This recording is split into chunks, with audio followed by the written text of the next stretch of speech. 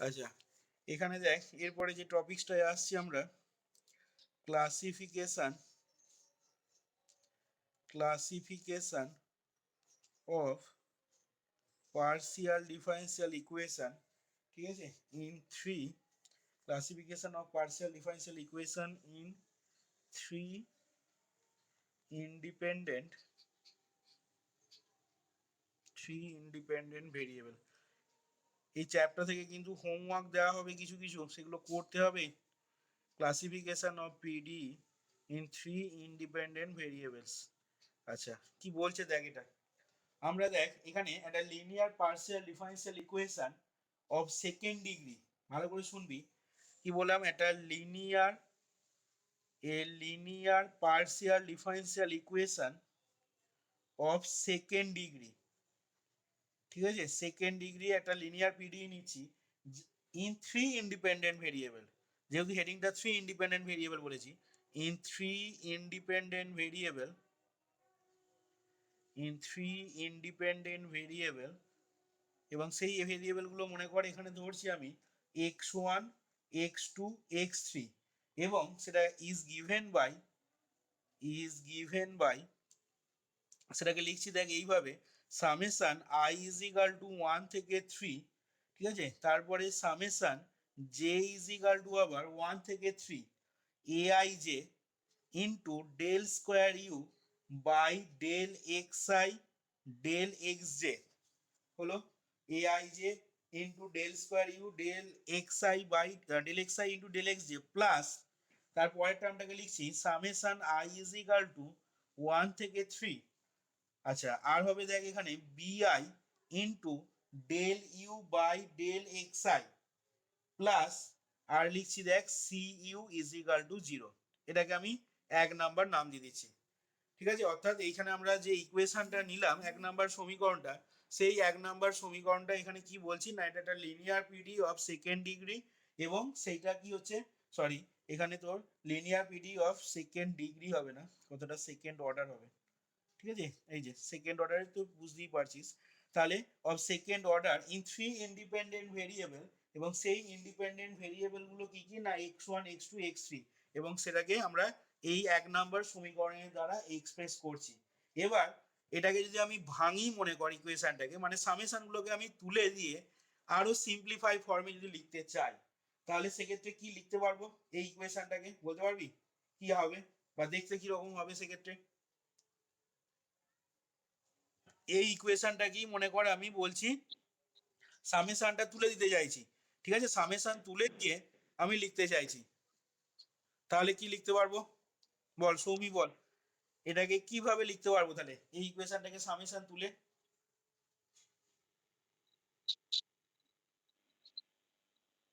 আস্তে আস্তে বলবি, a11 ডেল স্কোয়ার ইউ,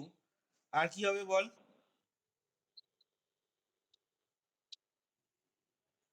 ঠিক করে বলবি, a11 del square u by কি লিখবো, ওয়াই কোথা থেকে পাচ্ছিস বাবা, এখানে কোথা থেকে আসছে,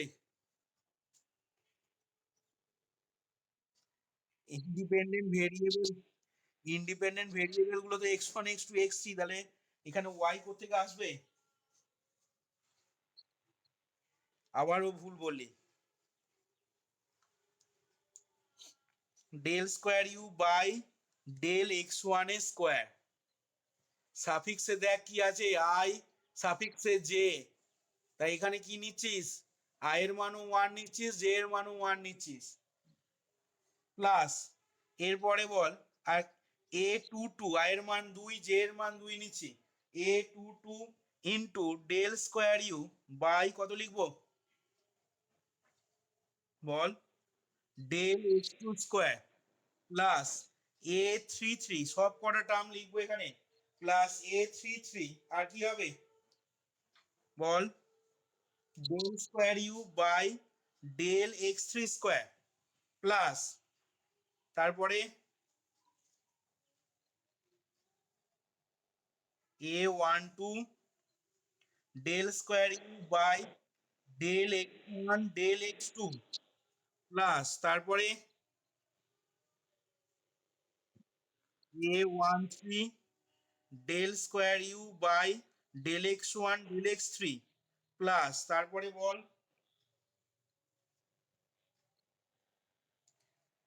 A21 del square u by del x2 del x1 plus তারপরে বল A23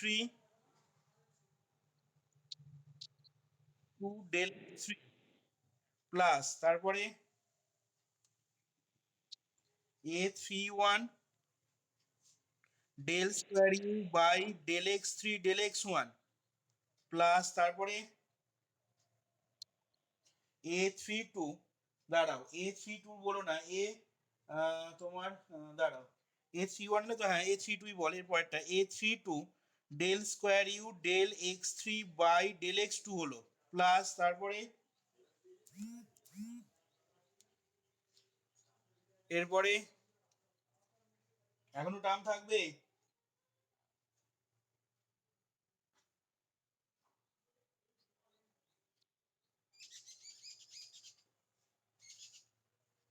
ball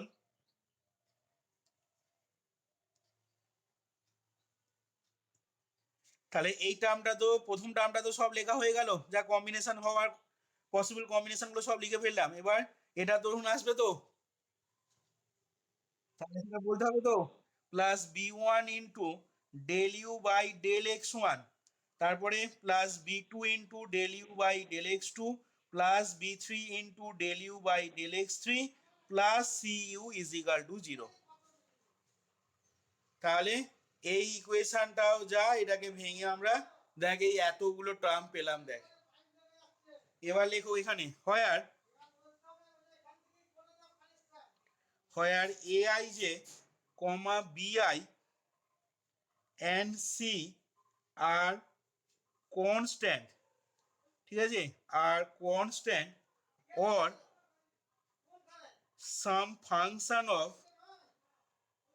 some function of the independent variable or some function of the independent variable কোনগুলো না ইন্ডিপেন্ডেন্ট ভেরিয়েবল দেখো অলরেডি বলেছি x1 x2 x3 x1 x2 x3 ঠিক আছে অর্থাৎ aij bi এবং c এগুলো আর কনস্ট্যান্ট হবে অথবা some function of independent variable x1 x2 x3 এবং তার সাথে ইউটা হচ্ছে এখানে dependent variable and u is the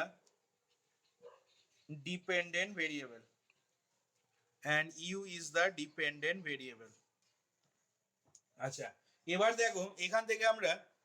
কি লিখছি বা এখান থেকে আমরা কি পাবো ভালো করে খেয়াল করবে এখান থেকে দেখো যেহেতু আমাদের সিন্স আমরা যে এক্সপ্রেশনটা দেখো লিখেছি since aij is equal two aji তাহলে এখান থেকে দেয়ারফর ক্যাপিটাল এটা একটা কি ম্যাট্রিক্স হবে বলো দেখি না capital A is equal two third ব্র্যাকেটের ভেতরে লিখলাম aij 3x3 অর্ডারের একটা ম্যাট্রিক্স হবে যেটা একটা কি হবে is a real symmetric matrix যার অর্ডারটা হবে কত অফ অর্ডার 3x3 এর অর্ডারটা পাবো 3x3 ঠিক আছে এবার এইখানেতে এই যে আইগেন ভ্যালু যদি বার করা হয় ওই রিয়েল সিমেট্রিক ম্যাট্রিক্স ক্যাপিটাল এটা তাহলে তার যে রুটগুলো হবে সেই রুটগুলোই হয়ে যাবে তোমার ক্যারেক্টারিস্টিক ইকুয়েশন তোমার তার যে রুটগুলো মানে তার রুটগুলো মানে এখানে আমি বলতে চাইছি দেখো এই এ ম্যাট্রিক্সটার আইগেন ভ্যালু মানে তোমাকে কি করতে হবে না ক্যারেক্টারিস্টিক ইকুয়েশনটাকে তোমাকে সলভ করতে হবে মানে det of A minus lambda i3 is equal to 0 এটাকে সলভ করলে ল্যামডার যে তিনটে মান পাবো সেই তিনটে মানই তোমার এই এ ম্যাট্রিক্সটার কি হয়ে যাবে এ ম্যাট্রিক্সটার সেক্ষেত্রে আইগেন ভ্যালু হয়ে যাবে এবার এই আইগেন ভ্যালুর ওপরে আবার আমি তোমাকে কতগুলো কন্ডিশন 1 2 3 করে কন্ডিশন বলছি তাহলে ভালো করে খেয়াল করো কি বলছি এখানে কন্ডিশনগুলো আচ্ছা তার আগে দেখো এখানে লিখে নিচ্ছি here the eigen value of the matrix capital A capital A আর দ্য কি হবে না আর the roots of the characteristic equation আর the roots of the characteristic equation of কার না ক্যাপিটাল এ হয়েছে দ্যাট ইজ এখান থেকে লিখে নিচ্ছি that is root of the equation এর ক্যারেক্টারিস্টিক ইকুয়েশন কি হয় না that is root of the equation det of A minus lambda I three is equal to zero এটা কিন্তু ডেট ঠিক আছে det of A minus lambda I three is equal to zero অর্থাৎ এটাই characteristic equation হবে তাহলে এর যে রুটগুলো হবে সেই রুটগুলোই হয়ে যাচ্ছে এ ম্যাট্রিক্সটার আইগেন ভ্যালু আচ্ছা এবার দেখো যে কথাগুলো বলছি ভালো করে খেয়াল করবে এবার এখন তিনটে এখানে বললাম টোটাল কন্ডিশন আসছে ঠিক আছে এক নাম্বার কন্ডিশন এবার তলায় লিখছি দেখো খেয়াল করো যে যদি এর সমস্ত আইগেন ভ্যালুগুলো নন জিরো হয় কি বললাম এর সমস্ত আইগেন ভ্যালুগুলো যদি নন জিরো হয় এবং তার সাথে যদি সেম সাইন থাকে except precisely one of them then তখন এই এক নাম্বার যে সমীকরণটা আমরা লিখেছিলাম দেখো এই এক নাম্বার সমীকরণটাকে তখন বলা হবে একটা হাইপারবোলিক টাইপ ইকুয়েশন কি বললাম সেটা লিখছি দেখো এক নাম্বারেতে খেয়াল করো if all the eigen values if all the eigenvalues of capital A ঠিক আছে এইগুলো যদি আর নন জিরো হয় আর non zero and have the same sign and have the same sign তাহলে নন জিরো হতে হবে and have the same sign কমা দিয়ে লিখবে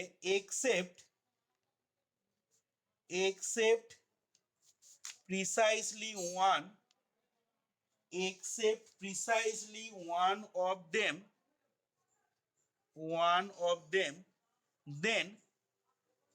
equation 1 টা তখন বলা হবে বা is known as তোমার কি বলবো না hyperbolic type of equation hyperbolic type of equation এটা হলো প্রথম কন্ডিশন ঠিক আছে আচ্ছা সেকেন্ড কন্ডিশন দেখো কি বলছে সেকেন্ড কন্ডিশন বলছে যদি ডেট এটা জিরো হয়ে যায় এখানেও কিন্তু কন্ডিশনগুলো মনে রাখতে হবে ইফ ডেটে সমান যদি জিরো হয় তাহলে সেক্ষেত্রে তোরা পড়েছিলি দেখ ভেক্টর স্পেসেতে কোনো একটা ম্যাট্রিক্সে ডেট ভ্যালু জিরো হওয়া মানে ওই ম্যাট্রিক্সটার আইগেন ভ্যালু সম্বন্ধে কি বলতে পারি বল দেখি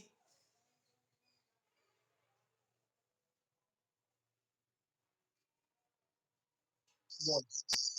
হ্যাঁ ওর আইগেন ভ্যালু কিন্তু জিরো হবে তাহলে এখানে লিখছি দেখ যদি ডেট এটা জিরো হয় that is any one of the eigen value ঠিক আছে সব আইগেন ভ্যালুগুলি যে জিরো হবে সেটা বলতে পারবো না একটা আইগেন ভ্যালু অবশ্যই জিরো আসবে থিওরেমটা এরকম ছিল দেখবি যে এটা যদি একটা nth অর্ডারের স্কোয়ার ম্যাট্রিক্স হয় এবং ডেট অফ এ যদি জিরো হয় তাহলে সেক্ষেত্রে zero is an eigen value of the matrix capital A vector স্পেসের থিওরেম পড়েছিলি তোরা যেখানে আইগেন ভ্যালু আইগেন ভেক্টরের জায়গাগুলো যেখানে আছে তাহলে ইফ ডেট এর সমান যদি জিরো হয় that is any one of the eigen values of capital A is zero সেক্ষেত্রে কমা দিয়ে লিখছি দেন এক নাম্বার সমীকরণটা দেন ইকুয়েশন ওয়ান ঠিক আছে then equation one is known as equation ওয়ানটাকে তখন বলা হবে is known as parabolic type of equation parabolic type of equation এটা হলো 2 নাম্বার কন্ডিশন 3 নাম্বার কন্ডিশনে আসছি 3 নাম্বার কন্ডিশন বলছে যে if all the eigenvalues if all the eigenvalues ঠিক আছে কার না অফ এ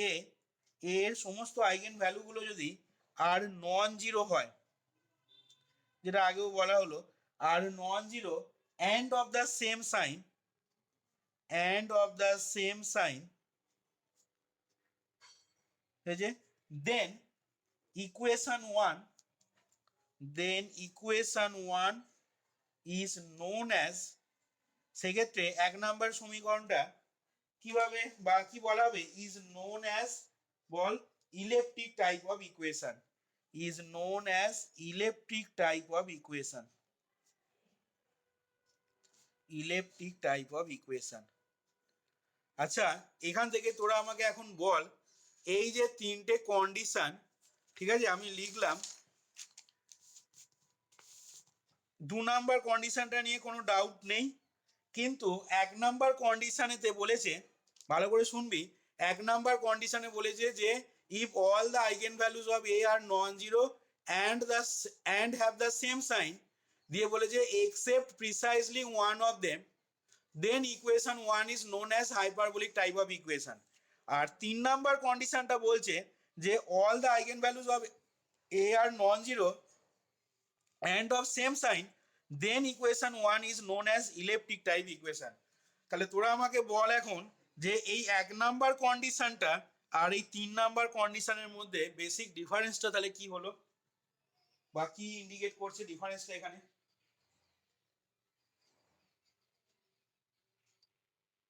তুই থাম, তুই থাম, তুই থাম, বল, কে বলতে পারবি বল,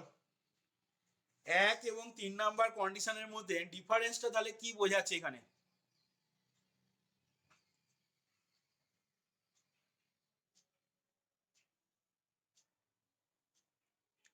অঙ্গন, আচ্ছা অঙ্গনকে অনেকক্ষণ ধরছি, বল, বল, প্রণব বল দেখি, এখানে 1 আর 3 নাম্বার কন্ডিশনটার মধ্যে ডিফারেন্সটা কোথায় বল, বোঝা আমাকে, যে কথাগুলো বললাম বা যে তোরা যেটা লিখলি 1 আর 3 এর মধ্যে ডিফারেন্সটা কি?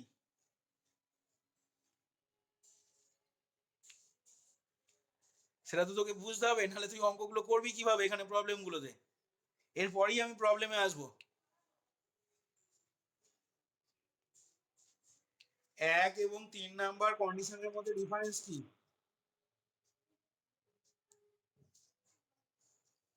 এই কথাটার মানে কি আমাকে বল আগে,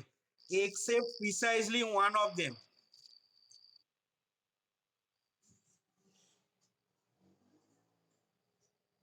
কি রে?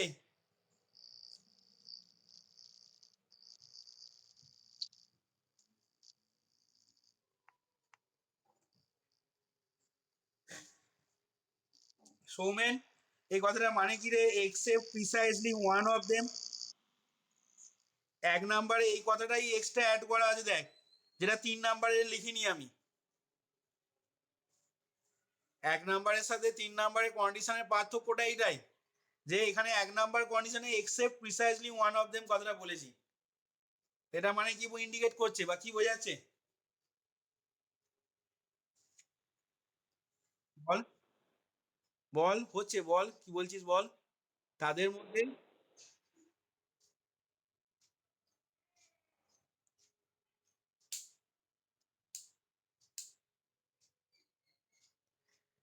আচ্ছা বল শুভদীপ বল,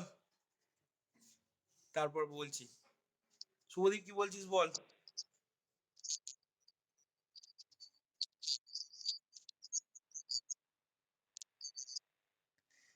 হ্যাঁ, এখানে এক্সেপ্ট, এই যে বললাম এটা তো 3x3 অর্ডারের ম্যাট্রিক্স, ঠিক আছে, তাহলে এটা যদি 3x3 অর্ডারের ম্যাট্রিক্স হয়, তাহলে ক্যারেক্টারিস্টিক ইকুয়েশনটা যখন ডিটারমাইন করবি সেটা অলওয়েজ কি হবে না, ল্যামডার একটা কিউবিক ইকুয়েশন পাবি দেখ, এগুলো তোরা পড়েছিলি আইগেন ভ্যালু বার করার সময় বা দেখেছিস, এটা যদি একটা 3x3 অর্ডারের ম্যাট্রিক্স হয় তাহলে ওর যে ক্যারেক্টারিস্টিক ইকুয়েশনটা হবে, তাহলে সেই ক্যারেক্টারিস্টিক ইকুয়েশনটা ল্যামডার একটা কিউবিক ইকুয়েশন আসবে, এবং সেই ল্যামডার কিউবিক ইকুয়েশনটাকে সলভ করলে ল্যামডার 3টে মান পাবো। এবার ও যে কথাটা বললো দেখ, এখানে যে কথাটা লেখা রয়েছে যে all the eigen values are of A are non zero, অর্থাৎ ভ্যালুগুলো সব নন জিরো হলো, ঠিক আছে, মনে কর সাপোজ ল্যামডার মান আমি পেলাম 2 3 1, এরকম ল্যামডার ভ্যালু এলো, তাহলে দেখ সমস্তগুলো নন জিরো এলো এবং সেম সাইন এলো, তার মানে কি না, তার মানে দেখ, তার মানে except precisely one of them এইটা তখন আর থাকছে না, 1 নাম্বার কন্ডিশন তখন কিন্তু এটার ক্ষেত্রে আর অ্যাপ্লিকেবল হবে না, তখন কিন্তু 3 নাম্বার কন্ডিশনে চলে যাবে, নন জিরো এবং সেম সাইন। তাহলে প্রশ্ন হচ্ছে এখন except precisely one of them এটা মানে কি বলতে চাইছে, না এটা মানে বলতে চাইছে, মনে কর সাপোজ ল্যামডার ভ্যালুগুলো এলো 2 3 ঠিক আছে, আর মনে কর -2। তার মানে কি বোঝাচ্ছে বল না? তার মানে দেখ এখানে নন জিরো পাচ্ছিস দেখ, and have the same sign except precisely one of them, মানে তাদের মধ্যে থেকে এক্সেপ্ট একটা কিন্তু আলাদা সাইন হচ্ছে, এবং সেটা হচ্ছে কত না এইটা। তাহলে সেক্ষেত্রে তখন কি হবে না, সেক্ষেত্রে তোর ওই 1 নাম্বার কন্ডিশন অনুযায়ী তখন ওই ইকুয়েশনটা একটা হাইপারবোলিক টাইপ অফ ইকুয়েশন হবে। Except precisely one of them মানে হচ্ছে ওদের মধ্যে থেকে যে তিনটে ভ্যালু আছে সেই তিনটের মধ্যে থেকে একটা শুধু তোর আলাদা সাইন হবে, বাকি দুটো সেম সাইন, একটা আলাদা সাইন হবে। Except precisely one of them. আশা করি বোঝা গেছে কি বললাম কথাটা। আচ্ছা, এরপরে তোরা রিমার্ক বলে বা একটা নোট দিয়ে লিখে রাখ তলাতে, করোলারি বলে আমি লিখছি। এখানে দেখ আমরা এই যে এ ম্যাট্রিক্সটা বার করব কিভাবে অঙ্কগুলোতে, ঠিক আছে? এ ম্যাট্রিক্সটা বার করার একটা ফর্মুলা এখানে রয়েছে, সেটাই বলছি এখানে। এ ম্যাট্রিক্স এখানে লিখে রাখবি করোলারিতে, the matrix, here the matrix capital A, here the matrix capital A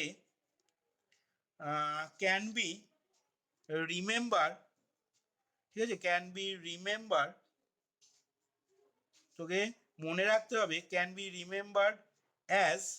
দিয়ে লিখছি তলায় দেখ capital A is equal two, আচ্ছা ভালো করে যদি খেয়াল করে দেখিস তাহলে দেখ এই যে দেখ এক্সপ্রেশনটা আমরা পেয়েছিলাম এখানেতে, ঠিক আছে, ভাঙার পর যে বড় এক্সপ্রেশনটা পেয়েছিলাম এখানে ক্যাপিটাল এ মানে আমি কি বলেছিলাম দেখ, ক্যাপিটাল এ সমান লেখা হয়েছিল থার্ড ব্র্যাকেটে এ আই যেগুলো 3x3, তাহলে এ আই যেগুলো মানে সেক্ষেত্রে কি হবে বল দেখি।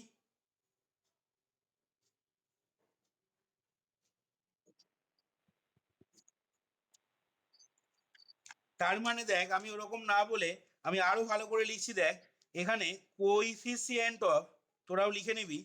Coefficient of u x x মানে del square u by del x square, লে coefficient of u x x হয়েছে। তারপরে কি লিখবি বল না, কোইফিসিয়েন্ট অফ, সেকেন্ড রোটা লিখবি কোইফিসিয়েন্ট অফ, কোইফিসিয়েন্ট অফ কত হবে বল, ইউ এক্স ওয়াই মানে del square u by del x del y, আর শেষটা লিখে নিবি coefficient of, coefficient of u কত হবে এক্স জেড, লিখতে পারি। আচ্ছা, এরপরে সেকেন্ড রোটায় বল কত হবে না, coefficient of u y x. আচ্ছা, তারপরেরটা দেখ coefficient of u y y, আর সেকেন্ড রোয়ের শেষ এলিমেন্টটা লিখবি কোইফিসিয়েন্ট অফ ইউ কত ওয়াই জেড। আচ্ছা, থার্ড রোতে চলে আসছি দেখ, থার্ড রোটা হয়ে যাচ্ছে কোইফিসিয়েন্ট অফ ইউ বল কত লিখবো জেড এক্স। তারপরেরটা হবে দেখ কোইফিসিয়েন্ট অফ ইউ সাফিক্সে জেড ওয়াই,